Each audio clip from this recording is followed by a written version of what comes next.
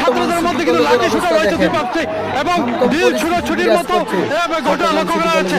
সেখানে আমরা দেখতে পাচ্ছি কয়েকজন আছেন যারা নেতৃত্ব পর্যায়ে, তারা সেটি সামাল দেওয়ার চেষ্টা করছেন, উভয় পক্ষকে শান্ত করার চেষ্টা করছেন। যদিও আমরা দেখতে পেয়েছিলাম এখানে আইন শৃঙ্খলা বাহিনীর লোকজনও কিন্তু আছেন। দর্শক, এখন সিটি যে শিবিরের যারা ছিল তারা এখন সিটি কলেজের দিকে এগিয়ে যাচ্ছে। উত্তেজনায় ভরপুর আসলে বলা যায় সেটি বিরাজ করছে এখানে দুই পক্ষ দিকে, সেটি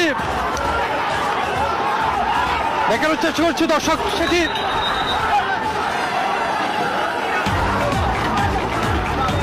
আপনারা দেখতে পাচ্ছেন ছাত্র শিবির এবং ছাত্রদলের মধ্যে ধাওয়া পাল্টা দেওয়া চলছে এবং এক মাসে আমরা এতক্ষণ পর্যন্ত দেখছিলাম যে নিউ মার্কেট থেকে মিছিল দিয়ে আসছিল ছাত্র শিবিরের যে সকল সদস্যরা আছেন তারা, এবং অন্য পাশে একদম সিটি কলেজের ঠিক সামনেই মুখোমুখি অবস্থান করছিল ছাত্র দলের।